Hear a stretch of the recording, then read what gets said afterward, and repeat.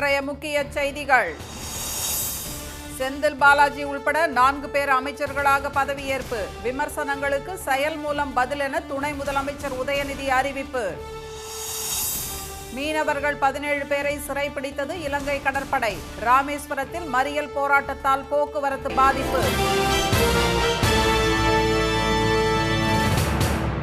வணக்கம். தமிழகத்தின் புதிய அமைச்சர்களாக திரு செந்தில் பாலாஜி, ஆவடி திரு நாசர், திரு ராஜேந்திரன், திரு கோவி செழியன் ஆகியோர் பதவியேற்றனர். முதலமைச்சர் திரு மு.க. ஸ்டாலின் பரிந்துரைப்படி தமிழ்நாடு அமைச்சரவை மாற்றம் செய்யப்பட்டு ஆளுநர் மாளிகையில் அமைச்சர்கள் பதவியேற்பு விழா இன்று நடைபெற்றது. அமைச்சரவையில் புதிதாக சேர்க்கப்பட்டுள்ள அமைச்சர்களுக்கு பதவி பிரமாணம் செய்து வைக்க வருகை தந்த ஆளுநரை முதலமைச்சர் பூங்கொத்து கொடுத்து வரவேற்றார். பின்னர் சேலம் வடக்கு தொகுதி சட்டப்பேரவை உறுப்பினர் திரு ராஜேந்திரன், திரு செந்தில் பாலாஜி, ஆவடி திரு நாசர் மற்றும் திரு கோவி செழியன் ஆகியோருக்கு ஆளுநர் திரு ரவி பதவி பிரமாணமும் ரகசிய காப்பு பிரமாணமும் செய்து வைத்தார்.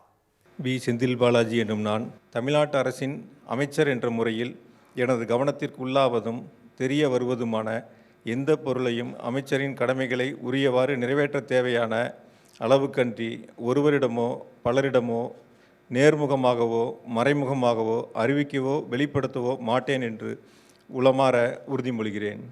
அமைச்சர்கள் பதவியேற்றதும் ஆளுநருக்கும் முதல்வருக்கும் பூங்கொத்து கொடுத்தனர். பதவியேற்பு விழாவில் துணை முதலமைச்சர் திரு உதயநிதி குடும்பத்துடன் பங்கேற்றார். கூட்டணி கட்சி தலைவர்கள் திரு வைகோ, திரு செல்வ பெருந்தகை, திரு திருமாவளவன், திரு முத்தரசன், திரு ஜவாஹிருல்லா உள்ளிட்டோரும் விழாவில் கலந்து கொண்டனர். தொடர்ந்து ஆளுநருடனும் முதலமைச்சருடனும் அமைச்சர்கள் குழு புகைப்படம் எடுத்துக்கொண்டனர். மீண்டும் அமைச்சரான திரு செந்தில் பாலாஜிக்கு மின்சாரம், மதுவிலக்கு மற்றும் ஆயத்தீர்வைத்துறை ஒதுக்கப்பட்டுள்ளது. திரு கோவி செழியனுக்கு உயர்கல்வித்துறையும், திரு ராஜேந்திரனுக்கு சுற்றுலாத்துறையும், திரு நாசருக்கு சிறுபான்மையினர் நலன் மற்றும் வெளிநாடு வாழ் தமிழர் நலத்துறையும் ஒதுக்கப்பட்டுள்ளன. இதனிடையே துணை முதலமைச்சராக நியமிக்கப்பட்டுள்ள திரு உதயநிதி தன் மீதான விமர்சனங்களுக்கு செயல்பாடு மூலம் பதிலளிப்பேன் என்று கூறினார். மெரினாவில் அண்ணா, கலைஞர் நினைவிடங்களில் மலர் தூவி மரியாதை செலுத்திய அவர் செய்தியாளர்களிடம் இதனை தெரிவித்தார். இளைஞரணி செயலராக பொறுப்பேற்கும் போது இதே மாதிரி விமர்சனங்கள் வந்தது. என்னுடைய பணிகள் மூலமாக மட்டும்தான் நான் அதை நியாயப்படுத்த முடியும். அது மாதிரி அமைச்சர் பொறுப்பு கொடுக்கும்போதும் சரி, சட்டமன்ற உறுப்பினராகவும் சரி, விமர்சனங்கள் வரதான் செய்யும். கண்டிப்பாக எல்லா விமர்சனங்களையும் நான் வரவேற்கிறேன், உள்வாங்கிக் கொள்கிறேன். அந்த விமர்சனங்களுக்கு பதிலாக என்னுடைய பணிகளில் நான் சிறப்பாக அமைச்சுப்பேன். தொடர்ந்து பெரியார் நினைவிடத்திற்கு சென்ற திரு உதயநிதி மலர் தூவி மரியாதை செலுத்தினார். அங்கு திராவிடர் கழக தலைவர் திரு கி. வீரமணியிடம் அவர் வாழ்த்து பெற்றார். துணை முதலமைச்சராக நியமிக்கப்பட்டுள்ள திரு உதயநிதிக்கு சமாஜ்வாடி கட்சி தலைவர் திரு அகிலேஷ் யாதவ், திரு ப. சிதம்பரம் உள்ளிட்ட தலைவர்களும் திரை பிரபலங்களும் வாழ்த்து தெரிவித்துள்ளனர். துணை முதலமைச்சருக்கும் புதிய அமைச்சர்களுக்கும் வாழ்த்து தெரிவித்து தமிழகத்தின் பல்வேறு இடங்களிலும் திமுகவினர் பட்டாசு வெடித்தும் இனிப்பு வழங்கியும் கொண்டாடினர். ராமேஸ்வரம் மீனவர்கள் 17 பேரை இலங்கை கடற்படை சிறைப்பிடித்து சென்றிருப்பது மீனவ கிராமங்களில் கொந்தளிப்பை ஏற்படுத்தியுள்ளது. ராமேஸ்வரம் மீன்பிடி துறைமுகத்திலிருந்து 300க்கும் மேற்பட்ட விசைப்படகுகளில் மீனவர்கள் நேற்று கடலுக்கு சென்றனர்.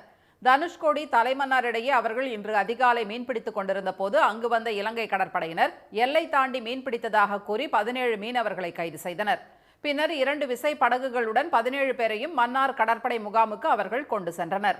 இந்த சம்பவம் ராமேஸ்வரம் மீனவர்களிடையே கொந்தளிப்பை ஏற்படுத்தியுள்ளது. நேவி எங்களை விரட்டி விட்டாங்க, நிறையா போட்டு வலையிலாம் வெட்டி விட்டோம். அப்படி இருந்தும் காணாமல் 2 போட்டை பிடிச்சிட்டு போயிட்டாங்க. இப்படியே போய்கிட்டு இருந்தால் நாங்கள் என்ன தான் செய்கிறதுன்னு தெரியல.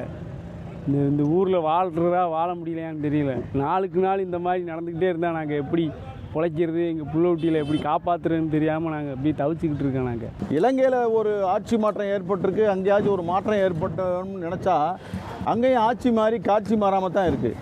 தொடர்ந்து எங்கள் படகுகளை பிடிக்கிறதுனால நாங்கள் ரொம்ப அல்லல் பட்டிருக்கோம். போட்டு கடலுக்கு அனுப்பிட்டு போட்டு வந்து எவ்வளோ மீன் கொண்டாடுவான்னு பார்த்த காலம் போக இப்போ போட்டு திரும்பி வருமானு பார்க்குற நிலைமை ஆகிப்போச்சு. இதனிடையே மீனவர்கள் கைதை கண்டித்து மதுரை தனுஷ்கோடி தேசிய நெடுஞ்சாலையில் ராமேஸ்வர மீனவர்களும் சிறைப்பிடிக்கப்பட்டவர்களின் உறவினர்களும் மறியலில் ஈடுபட்டதால் போக்குவரத்து பாதிக்கப்பட்டது. கடந்த ஜனவரி மாதத்திலிருந்து தற்போது வரை தமிழக மீனவர்களின் 55 படகுகளை சிறைப்பிடித்து 413 மீனவர்களை இலங்கை கடற்படையினர் கைது செய்துள்ளனர். இலங்கை கடற்படையினரின் அத்துமீறல்கள் தொடர்வதால் வாழ்வாதாரம் பாதிக்கப்படுவதாக தெரிவித்த மீனவர்கள் இப்பிரச்சினைக்கு மத்திய மாநில அரசுகள் நிரந்தர தீர்வு காண வலியுறுத்தியுள்ளனர். தலைநகர் டெல்லியில் ஒரே நாளில் நடந்த 3 துப்பாக்கிச்சூடு சம்பவங்களால் சட்டம் ஒழுங்கு சீர்குலைந்து விட்டதாக ஆம் ஆத்மி கட்சி ஒருங்கிணைப்பாளரும் முன்னாள் முதலமைச்சருமான திரு அரவிந்த் கெஜ்ரிவால் குற்றஞ்சாட்டியுள்ளார். மேற்கு டெல்லியில் சொகுசு கார்களை விற்கும் ஷோரூம், மகிபால்பூர் பகுதியில் ஒரு உணவகம், நாங்லோயில் இனிப்பு கடை என 3 இடங்களில் நேற்று அடுத்தடுத்து துப்பாக்கிச்சூடு சம்பவங்கள் நடந்தன. போர்ச்சுகல் நாட்டில் பதுங்கியிருந்து செயல்பட்டு வரும் ரவுடி கும்பலின் தலைவன் ஹுமான்ஸ் பாகு மற்றும் கனடாவிலிருந்து செயல்படும் கோல்டி பிராட், சிறையில் உள்ள லாரன்ஸ் பிஷ்னோய் மற்றும் தீபக் பாக்சர் ஆகியோரின் குழுக்களைச் சேர்ந்தவர்கள் இந்த சம்பவங்களில் ஈடுபட்டுள்ளதாக தகவல் வெளியாகியுள்ளது. இதுகுறித்து எக்ஸ் வலைதளத்தில் பதிவிட்டுள்ள திரு அரவிந்த் கெஜ்ரிவால், டெல்லியில் காட்டு தர்பார் நடப்பது போல உள்ளதாகவும் சட்டம் ஒழுங்கு சீர்குலைந்துள்ளதாகவும் தெரிவித்துள்ளார். நாட்டின் தலைநகரில் நடந்த இந்த துப்பாக்கிச்சூடு சம்பவங்களால் மக்கள் பீதியில் உள்ளதாகவும் அவர் பதிவிட்டுள்ளார். டெல்லியின் சட்டம் ஒழுங்கு மத்திய உள்துறை அமைச்சர் திரு அமித்ஷாவின் கீழ் வருவதால் உடனடியாக அவர் தலையிட்டு தேவையான நடவடிக்கைகளை எடுக்க வேண்டும் என திரு கெஜ்ரிவால் வலியுறுத்தியுள்ளார். இனி வருவது செய்தி துளிகள். வருமான வரி சட்ட விதிகளில் மாற்றங்கள் கொண்டுவர திட்டமிட்டுள்ள மத்திய அரசு இது தொடர்பான ஆலோசனைகளை வழங்குமாறு அழைப்பு விடுத்துள்ளது. வருமான வரி தாக்கலை மேலும் எளிமையாக்கவும் சட்ட போராட்டங்களை தவிர்க்கவும் நடவடிக்கை எடுக்கப்படும் என நிதிநிலை அறிக்கையின் போது அறிவித்த அரசு தற்போது அதனை நடைமுறைப்படுத்தும் விதமாக ஆலோசனைகளை வரவேற்றுள்ளது. வருமான வரித்துறையின் இணைய பக்கத்திலும் ஆலோசனைகளை பதிவிடலாம் என அறிவிக்கப்பட்டுள்ளது. திமுக நூற்றாண்டு காண்பதற்குள் மாநில சுயாட்சி கொள்கையை வென்றெடுக்க உறுதியேற்போம் என முதலமைச்சர் திரு மு க ஸ்டாலின் கூறியுள்ளார். காஞ்சிபுரத்தில் நேற்று திமுக பவள விழா நடந்து முடிந்த நிலையில் எக்ஸ் வலைதள பக்கத்தில் இவ்வாறு அவர் பதிவிட்டுள்ளார். மகாராஷ்டிர சட்டப்பேரவைக்கு வரும் நவம்பர் மாதம் 26ஆம் தேதிக்குள் தேர்தல் நடத்தப்படும் என்று தேர்தல் ஆணையம் அறிவித்துள்ளது. அந்த மாநில சட்டப்பேரவை தேர்தல் முன்னேற்பாடுகளை ஆய்வு செய்த தலைமை தேர்தல் ஆணையர் திரு ராஜீவ்குமார் இதனை தெரிவித்தார். கொடநாடு கொலை கொள்ளை வழக்கில் வங்கி மேலாளர் உட்பட 2 பேருக்கு சிபிசிஐடி போலீசார் சம்மன் அனுப்பியுள்ளனர். புதுச்சேரி வங்கி மேலாளர் மற்றும் போயஸ் தோட்டத்தில் பூசாரியாக இருந்த விக்னேஷ் ஆகியோர் வரும் 3ஆம் தேதி கோவை சிபிசிஐடி அலுவலகத்தில் விசாரணைக்கு ஆஜராக உத்தரவிடப்பட்டுள்ளது. வடகிழக்கு பருவமழை முன்னெச்சரிக்கை நடவடிக்கையாக சென்னையில் நாளை முதல் சேவை துறைகள் மூலம் சாலைகளை வெட்ட தடை விதித்து மாநகராட்சி ஆணையர் திரு குமரகுருபரன் உத்தரவிட்டுள்ளார். இது தொடர்பாக மின்துறை, சென்னை குடிநீர் வாரியம், தொலைத்தொடர்புத்துறை உள்ளிட்டவற்றிற்கும் கடிதம் அனுப்பப்பட்டுள்ளது. இக்காலங்களில் அவசர தேவைகளுக்கு மட்டும் சாலை வெட்டும் பணிகளை மேற்கொள்ள ஆணையரிடம் அனுமதி பெற வேண்டும் என்றும் அறிவுறுத்தப்பட்டுள்ளது. திருப்பதி மலைப்பாதையில் மீண்டும் சிறுத்தை புலி நடமாட்டம் உறுதி செய்யப்பட்டுள்ளதால் பக்தர்கள் அச்சமடைந்துள்ளனர். சில மாதங்களுக்கு முன்பு அலிபிரி நடைபாதையில் சிறுத்தை புலிகள் நடமாட்டம் கண்டறியப்பட்டதை அடுத்து வனத்துறையினர் பல்வேறு இடங்களில் கூண்டுகளை வைத்து 4 சிறுத்தை புலிகளை பிடித்தனர். பின்னர் அவை அடர்ந்த வனப்பகுதிக்குள் விடப்பட்டன. இந்நிலையில் ஸ்ரீவாரி மெட்டு அருகே சிறுத்தை புலி ஒன்று நாய்களை துரத்திச் சென்றது. இதுகுறித்து தேவஸ்தான அதிகாரிகள் தகவல் அளித்ததை அடுத்து ஆந்திர வனத்துறையினர் கண்காணிப்பு கேமரா காட்சிகளின் அடிப்படையில் சிறுத்தை புலியை தேடி வருகின்றனர். தேனி மாவட்டம் மஞ்சளாறு அணையிலிருந்து உபரிநீர் திறக்கப்பட்டுள்ளதால் கரையோர மக்களுக்கு வெள்ள அபாய எச்சரிக்கை விடுக்கப்பட்டுள்ளது. மேற்கு தொடர்ச்சி மலை மற்றும் பெரியகுளம் சுற்றுவட்டார பகுதிகளில் கடந்த சில நாட்களாக கனமழை பெய்து வருகிறது. இதனால் 57 அடி உயர மஞ்சளாறு அணையின் நீர்மட்டம் 55 அடியை நெருங்கியுள்ளதால் அணைக்கு வரும் நீர் முழுவதுமாக வெளியேற்றப்படுகிறது. இதேபோல ஈரோடு மாவட்டம் அந்தியூர் அருகே உள்ள வரட்டுப்பள்ளம் அணையும் முழு கொள்ளளவை எட்டியதை அடுத்து அணைக்கு வரும் 67 கன அடி தண்ணீர் அப்படியே வெளியேற்றப்படுகிறது. கொல்கத்தாவில் ஆங்கிலேயர் ஆட்சியில் அறிமுகம் செய்யப்பட்ட டிராம் சேவையை நிறுத்த மேற்கு வங்க அரசு முடிவு செய்துள்ளது. அங்கு 1873ஆம் ஆண்டு அறிமுகமான டிராம் பிறகு நாசிக், சென்னை, மும்பையிலும் இயக்கப்பட்டது. மற்ற நகரங்களில் டிராம்கள் நிறுத்தப்பட்ட போதிலும் 150 ஆண்டுகளாக கொல்கத்தாவில் மட்டும் தொடர்ந்து இயக்கப்படுகின்றன. இந்நிலையில் மெதுவாக ஓடும் டிராம்களால் போக்குவரத்து நெரிசல் ஏற்படுவதாக சுட்டிக்காட்டி எஸ்பிளனேடு முதல் மைதானம் வரையிலான வழித்தடம் வரை மற்ற வழித்தடங்களில் அச்சேவையை நிறுத்த மாநில அரசு முடிவு செய்துள்ளது. ஆனால் இதற்கு ஏழை மக்கள் எதிர்ப்பு தெரிவித்துள்ளனர். கொடைக்கானலில் தடையை மீறி டிஜே நிகழ்ச்சி நடைபெற்ற தனியார் விடுதியின் அரங்கத்திற்கு சீல் வைக்கப்பட்டுள்ளது. 7 ரோடு பகுதியில் உள்ள அந்த விடுதியில் சில தினங்களாக தடையை மீறி டிஜே நிகழ்ச்சி நடத்தி வருவதாக புகார் எழுந்தது. அதைத் தொடர்ந்து அதிகாரிகள் மேற்கொண்ட சோதனையில் மாணவிகள் நடனமாடிக் கொண்டிருந்தது தெரியவந்தது. இதையடுத்து நிகழ்ச்சிக்கு பயன்படுத்தப்பட்ட இசை கருவிகளை பறிமுதல் செய்த போலீசார் வழக்கு பதிவு செய்து விசாரணை நடத்தி வருகின்றனர்.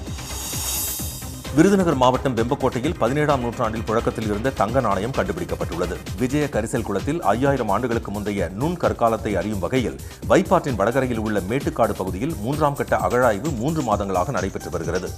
இதில் கண்ணாடி மணிகள், செம்பு காசு, அணிகலன்கள், சங்கு வளையல், திமிலுடன் கூடிய காளை பொம்மை உள்ளிட்ட 1800 பழங்கால பொருட்கள் கண்டுபிடிக்கப்பட்டன. இந்நிலையில் தற்போது கண்டெடுக்கப்பட்ட தங்க நாணயத்தின் ஒரு பக்கத்தில் 6 இதழ் கொண்ட பூ போன்ற வடிவமும் மற்றொரு பக்கத்தில் புள்ளிகளும் கோடுகளும் இடம்பெற்றுள்ளன. பாஸ்மதி அல்லாத பிற ரக அரிசி வகைகளை ஏற்றுமதி செய்வதற்கான தடையை மத்திய அரசு நீக்கியுள்ளது. உள்நாட்டில் அரிசி விலை உயர்வை கட்டுப்படுத்தும் நோக்கில் பாஸ்மதி அல்லாத பிற அரிசி வகைகளை ஏற்றுமதி செய்ய 2023ஆம் ஆண்டு மத்திய அரசு தடை விதித்தது.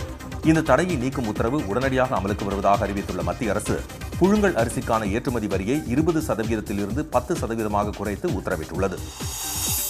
சென்னையில் இன்று ஆபரண தங்கத்தின் விலை மாற்றமின்றி ஒரு சவரன் 56,760 ரூபாயாகவும் 1 கிராம் 7,095 ரூபாயாகவும் உள்ளது. வெள்ளி விலை 1 கிராம் 101 ரூபாயாக உள்ளது. மீண்டும் இன்றைய முக்கிய செய்திகள். தமிழகத்தின் புதிய அமைச்சர்களாக செந்தில் பாலாஜி, நாசர், ராஜேந்திரன், கோவி செழியன் ஆகியோர் பதவியேற்றனர். ராமேஸ்வரம் மீனவர்கள் 17 பேரை இலங்கை கடற்படை சிறைப்பிடித்து சென்றிருப்பது மீனவ கிராமங்களில் கொந்தளிப்பை ஏற்படுத்தியுள்ளது. ஹிஸ்புல்லா தலைவர் ஹசன் நஸ்ரல்லா கொல்லப்பட்டதற்கான எதிர்விளைவுகளை சந்திக்க நேரிடும் என்று இஸ்ரேலை ரஷ்யா எச்சரித்துள்ளது. இத்துடன் இந்த செய்திகள் நிறைவடைகின்றன. மீண்டும் சன் டிவியில் செய்திகள் காலை 7:30 மணிக்கு. செய்திகளை உடனுக்குடன் தெரிந்து கொள்ள QR கோடை ஸ்கேன் செய்து சன் நியூஸ் வாட்ஸ்அப் சேனலில் இணைந்திருங்கள். வணக்கம். வணக்கம்.